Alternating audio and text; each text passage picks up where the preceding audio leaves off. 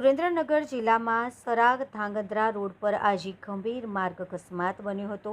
Swift car પલટી ખાવાથી બનેલી આ દુર્ઘટનામાં 2 મહિલા અને 1 પુરુષનું ઘટના સ્થળે જ મોત નીપજ્યું હતું।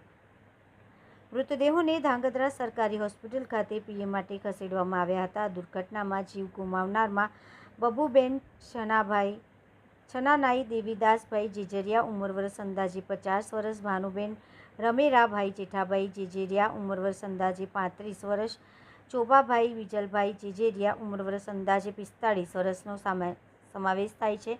મૃતક પરિવાર મૂળ તાલુકાના દાધોડિયા ગામના રહેવાસી હોવાનું સામે આવ્યું છે।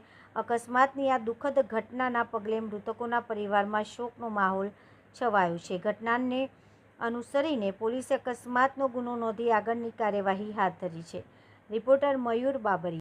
જેજરિયા રાઘાભાઈ દેવશીભાઈ ગામ દાદોડિયા અમારા ભાઈના ઘરનાને દવાખાને લાવતા હતા। રાત્રે આશરે 12-12:30 વાગે ત્યાં સરાથી આ બાજુ ચિત્રોડીના પુલમાં પુલિયો બનાવતા હતા, એમાં શિપ ગાડી ખાબકી 2 જણા ઈજાગ્રસ્ત થયા અને 3 જણા ઘટના સ્થળે મૃત્યુ પામેલ છે અને ધાંગધ્રા સિવિલ હોસ્પિટલમાં લાવેલ છે।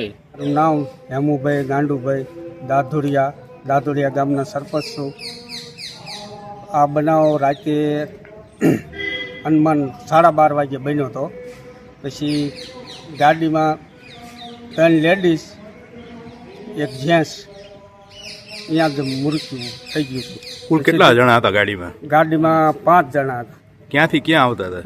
દાદોડિયાથી ના દવાખાને જ આવતા હતા ધાંગધ્રા લઈ। ગાડી કઈ ભટકાણી હતી કે ના? ગાડી સીધી જ વહી જાય, અંદર ખાડો હતો, આમ પુલિયું બનતું હતું ને એવું ડ્રાઈવર પાદરો ખાડામાં જ વહી ગયો। કેટલાના મોત છે?